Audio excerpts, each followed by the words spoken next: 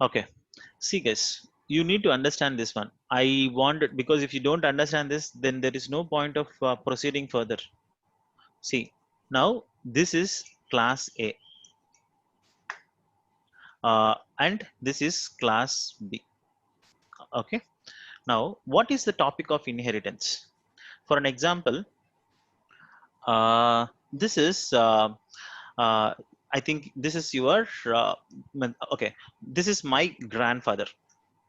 Okay, my grandfather have 1 acre of land, and my grandfather, what he have done, so he has been given to my father. So my father have another 2 acres of land.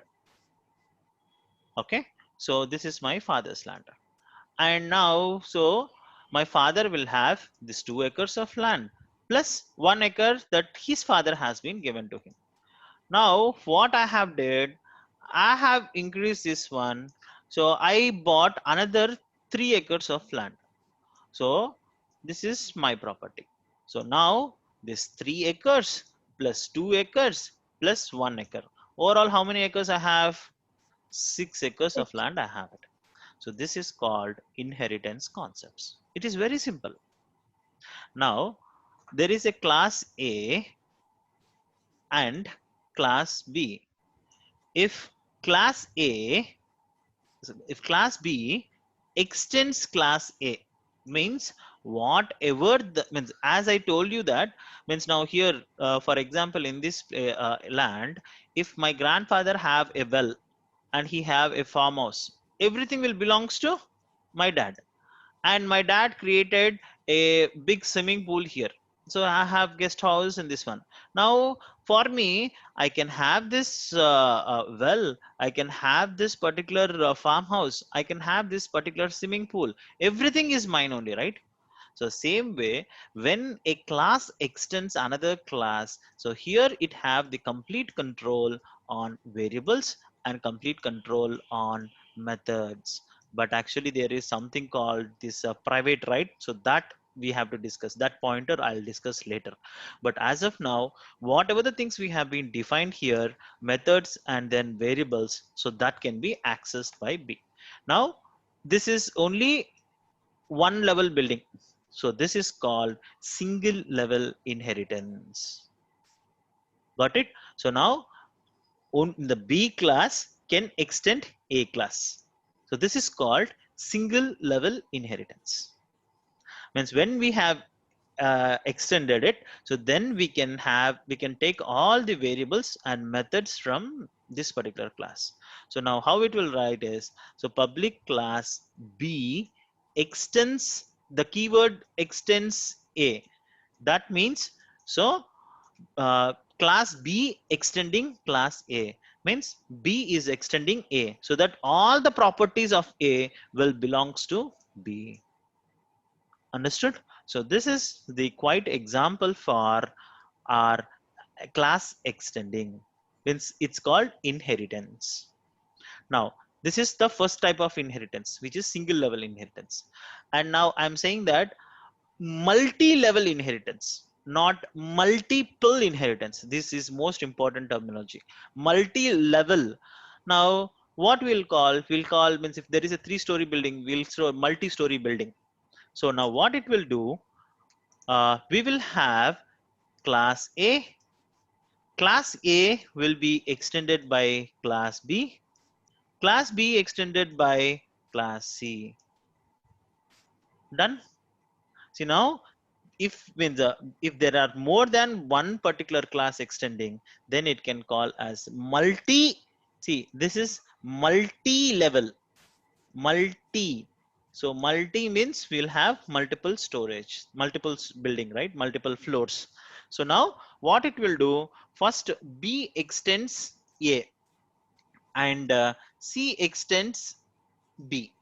So now whatever the means variables and methods here, that can be accessed by B. And now what means, B will have its own variables and methods. B will have their own variables and methods. So this variables and methods will plus A class variables and methods will be taken care, and then it can be extended into C. So now C have its own variables and methods plus B and plus A. You got it right? Any questions? See, now you need to understand in inheritance concept, we have single level inheritance and multi-level inheritance. So any questions in this? No.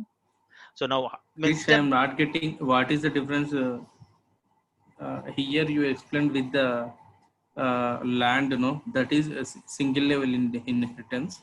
no. I explained about the inheritance concept. So what do you mean by inheritance? Inheritance concept is this land example which I have been taken. But single level inheritance means giving from your grandfather to your father is a single level inheritance. Okay, Getting okay, the means multi-level inheritance means your grandfather given the property to your father, your father will be giving to you as a property. So this okay, is multi-level inheritance because okay. first the property has been given to your father has been given to you, and you will be giving to your next heirs. So hands changes changing continuously in a multi-level. Don't say that, I mean, that shouldn't we say it in terminology. So we will, Okay, what okay. we need to say is multiple classes means if you are inheriting from the multiple means, okay, multi-level means see, for example from means class B extended class A, now class C extended class B, and class D extended class C. So now as a multiple floors it was extending, right? So then this Okay, is called multi-level inheritance. okay. So now in inheritance, it is very simple that when we have done the inheritance, we can take the variables and methods of that particular class. So that is what the example I given you, right? The farmhouse and the guest house, and the this Yes. well can be taken care by your father, and your father constructed a swimming pool, so that can taken care by you. So that's how the multi-level inheritance and single-level inheritance will work. So tomorrow, what you need to do is, I wanted to see a single level inheritance class and multi-level inheritance class. Multi-level inheritance class means first you need to create A class, B class, C class, and D class. Now in E class, so I wanted to inherit D. Means what it happens when I inheriting E.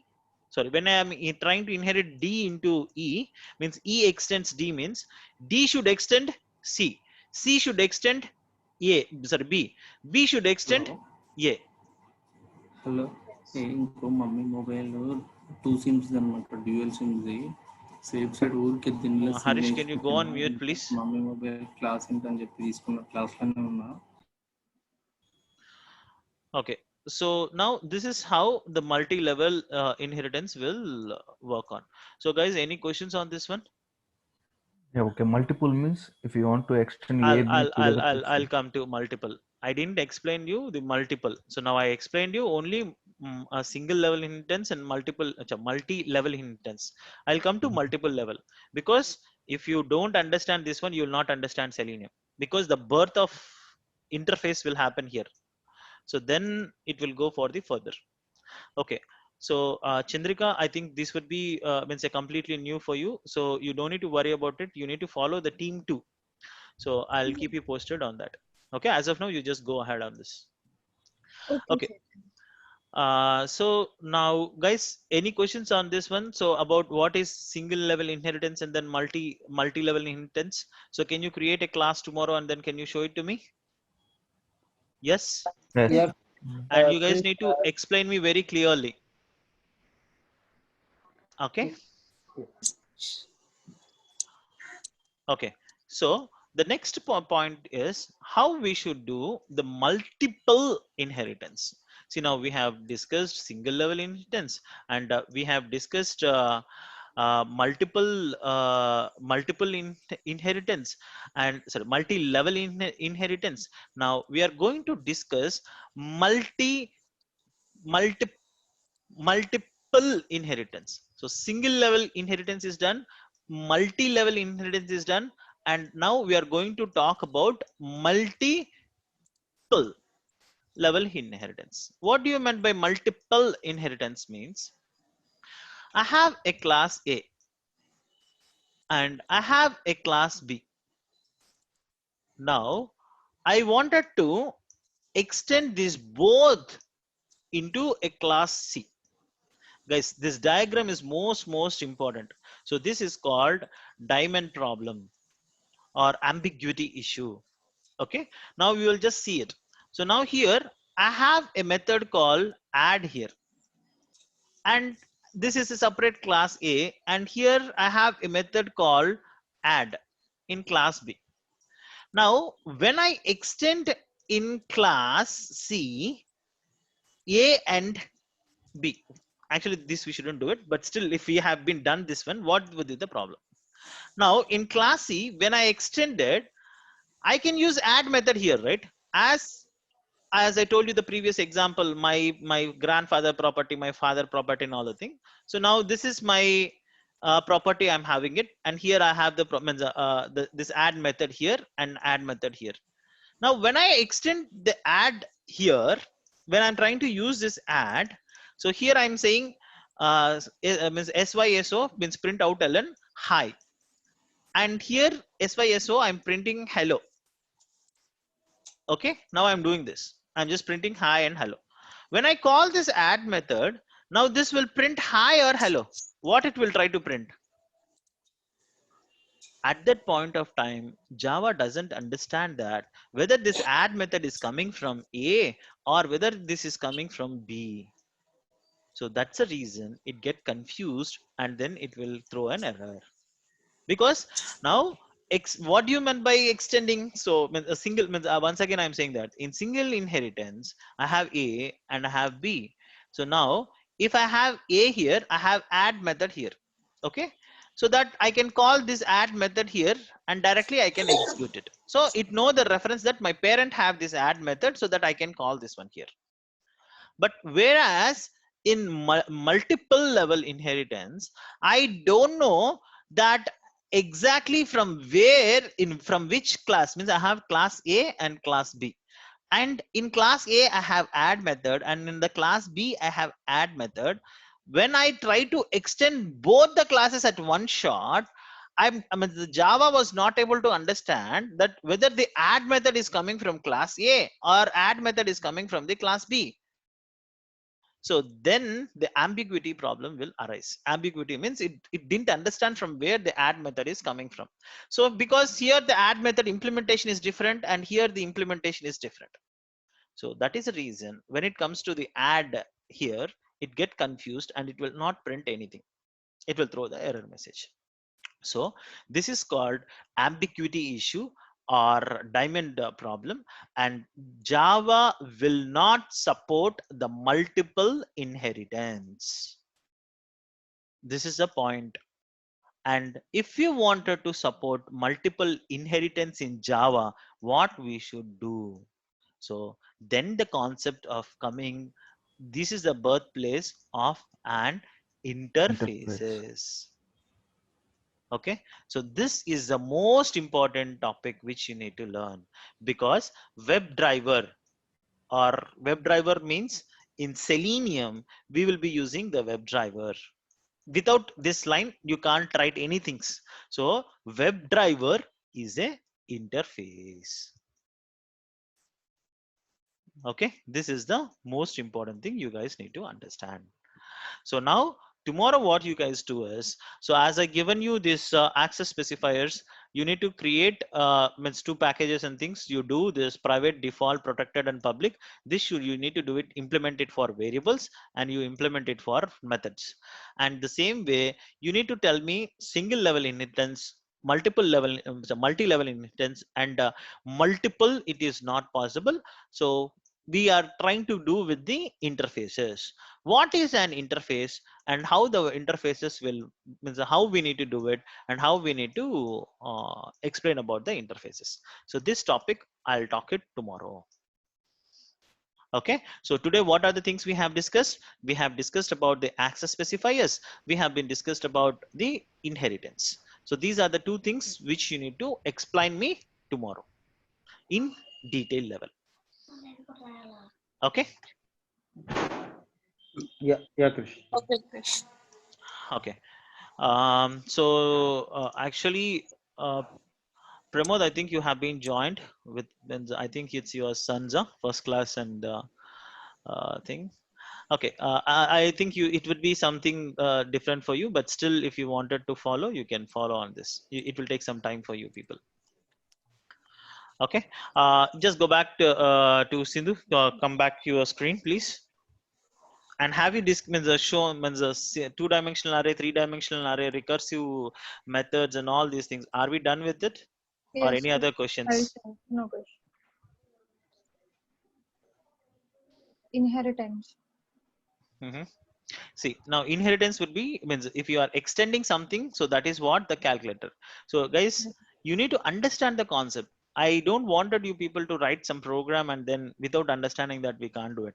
So now we should know what is a methods and how the written methods. So now parameterized methods, and then these methods are there. So you need to work on that. So hope, so now that is where you have been shown me all the method types are there. Normal method, parameterized method, return type methods. So that you have been shown, and single level inheritance. And don't do it in this way, Sindhu, because you have taken multiple classes in the same class. Yes. So this is called not nested class, multiple classes in same class. Don't do that now. It will confuse you. You create different classes in a same package, and then you can access. Then you'll understand the concept of inheritance. Okay. That's how you need to do it. Tomorrow anyways, you'll be showing me inheritance and access specifiers. Next, go for the next pointer. Constructors. You have done the method overloading. Yes, please. What is the method overloading, guys? What is method overloading, Harish?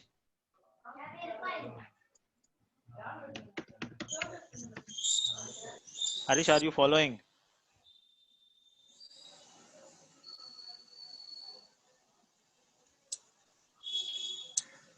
Harish, you there? Okay. So, Pina, what you Hello? meant? Yeah, Krish, is it audible? You are. Hello? You are. Tell me, what is method overloading, Harish? Hello? Harish, we are able to hear you, Harish. Methods can, multiple methods can have the same name with different parameters. Is it the only difference for this? Okay. So, Pina, can you tell me what is method overloading? Method overloading allows a class more than one method. I mean, if you have one or two methods also, it will allow us to overload to add one more class into the method into a same class. You are completely confusing, Pina. Okay. So, Sindhu, what is method overloading? Method overloading is creating multiple functions in the same name but different parameters or signatures. That is what the definition of method overloading. See, it is very simple, guys. If you see here, can we define with the same name in a class? Yesterday when I'm talking about it, we have discussed about it, right? So can we have a same name for a method? Yes. If Yes. we can have it, but it should differ with the parameters. So now on top, see, for add line number 5, we do have 2 parameters, and then line number 3 we have 3 parameters. So if you wanted to have the same parameter name, same method name, we can use the same method name, but the parameters should be different. So then this is called method overloading. Name itself, it was saying method can be overloaded. So we are trying to overload that particular method. So that is what we are trying to do it here. Okay. Now for an example, now I can take the same line number 5 to line number 8, copy that and then paste it. I can use the same thing also, but what I need to do is I need to change the data types of this one, not copy and paste it in the same class, in the Casino class itself. After 8, enter and paste it. After 8, no. Can we do it this way? Sindhu, Yes. you are defining method inside a method. Can we do this? No, Krish. So we shouldn't do the method inside a method. Okay, so Control Z, Control Z, Control Z, Control Z. Delete. Okay, line number 8. Okay, now come to the line number 9. Line number 9. Enter. Okay, don't get confused. So just I wanted that line number 5 pasted there. So what I wanted to show is method overloading can be said that not only means, see now what I can change that int to string. So add I, right? That Yes. instead of you can change instead of int, I can change with string. So method overloading can be done in two possible ways. String, yes, capital. It's a class. It's a non-primitive data type. Non-primitive data types are classes. Okay. Now, so you need to understand one pointer. When we said the method overloading will be done means, if you have different set of parameters, then we can say that is method is overloaded with the same method name. See now, add line number 5 and line number 14. If you see that one, add, we are doing two parameters, and in line number 14 it can have multiple parameters. So this is method overloading, means same method name with the different parameters. Now line number 5 and line number 10, same method name, two parameters, but different data types. So then this is called method overloading. Any questions on this one? Are we clear? Yes.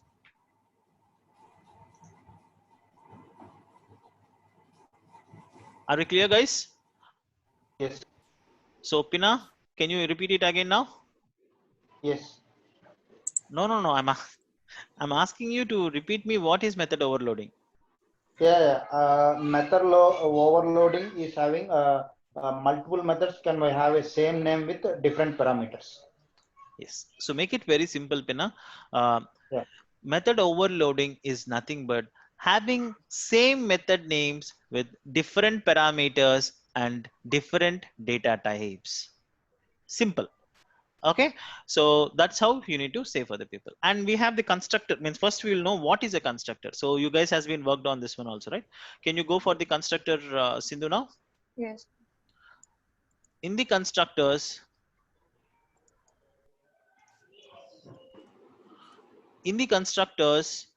what are the different types of constructors we have? So default constructor, parameterized constructor, and then overloaded constructor is also there. So now if you see that line number 9 is a default constructor, line number 15 it's a parameterized constructor, Yes. and line number 21 is overloaded constructor. Overloaded constructor means if you see that means in line number 15 we have int, and then 21 it is 21 means it was int n is loaded with this one. Guys, I know that you will be completely confused by this particular conversations. So if you gone through means whatever the things which I have been pinged you yesterday, then you will be understanding this. If you're not understanding this means you didn't read whatever the things which I have been pinged yesterday. So first of all, you should know what is a constructor and what is a default constructor, and what is a parameterized constructor, and what is a overloaded constructor. So these are the topics which we wanted to discuss. So I hope so. Can you tell me means how to use this particular constructor, Sindhu? I just wanted to check with you. Yeah, constructor have the same name as class name. Excellent. Constructor will have same name as a class name. Next. Yeah, constructor does not have any return type. Excellent. So constructor, because that's where we are not writing that void. Can we write any method without void? No.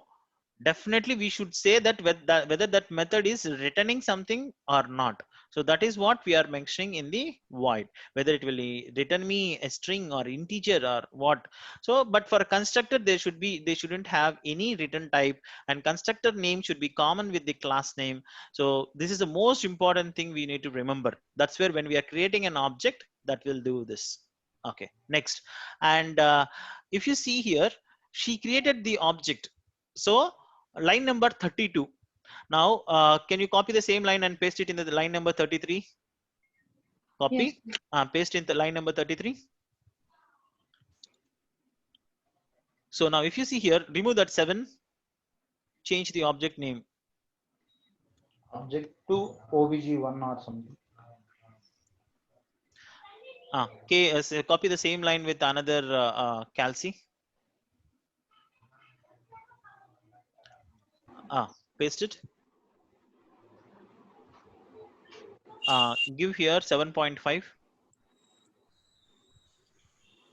I'm just changing the object name. Yeah, please.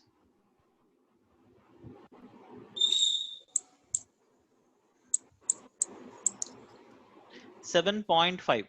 Sorry, please. Anything you can give it. Yes. Okay. Now you will go to the line number 21 and change that one to the float. Because float can be easily understood. That's the reason I'm taking that one. And in that one, add one sys out saying that I'm in float constructor.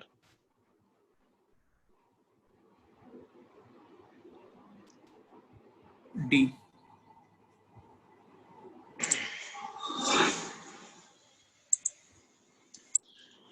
Guys, so this is what we are trying to understand. I mean, I know that you guys have gone through the constructors and coming back to this session. So previously we have discussed inheritance, we discussed the access specifiers, and then the constructors. And I'm sorry guys, I actually for Pramod, you guys has to be, even I should have been informed, but I just wanted to verify what these guys has been done, and then I wanted to have a joint session. But yeah, we will plan accordingly from tomorrow. I have this all recordings, so please take that recordings and go through today. Yeah, the same way you can copy the line, that 24 line, and then keep it, and then say that I'm in int constructor. Chris, in this, what you're seeing that I just have went through the Navin video. Default, a float will be taken as double. If you want to, particularly if you want to give the float, means we have to give this one method, right? No. I'm saying that, see, don't worry about float or int. I'm talking about the constructor. See, you need to understand what is the topic we are discussing. I'm just giving it's a float, or you wanted to give anything. So Okay. now, first we wanted to talk about what is a constructor, what is a default constructor, and what is a parameterized constructor, and what is a overloaded constructor. This is what we are discussing about it. Yeah, copy that line and paste it into the line number 19. And change that I'm in floating, right? So change it to the integer constructor, int constructor. And then go to line number 13 and then say that I'm in default constructor.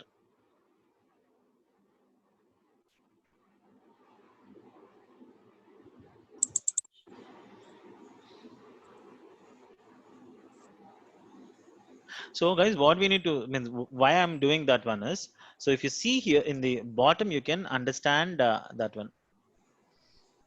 Something is missing. Okay, come back and see what is the error in the line number 36.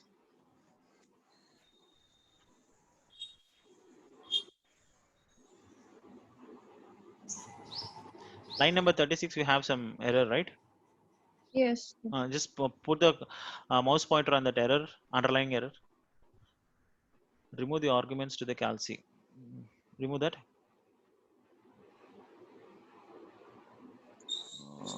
No. Why it was coming like this? Okay, can you give me the access? I'll take the control, please. Yes, please. 7.5F. Yeah. So we kept it like float, right? Do one Yes, thing. exactly. Excellent catch, Sonam. So now because we need to pass this one. Now you execute that. You comment the line number 38. Comment it. Control / execute it now.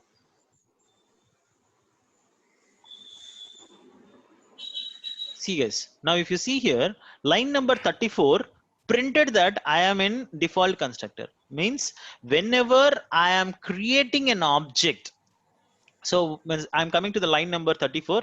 In line number 34, what is calci? On the left hand side before the object obj, Yes. what is that calci? Class name. And what is this obj?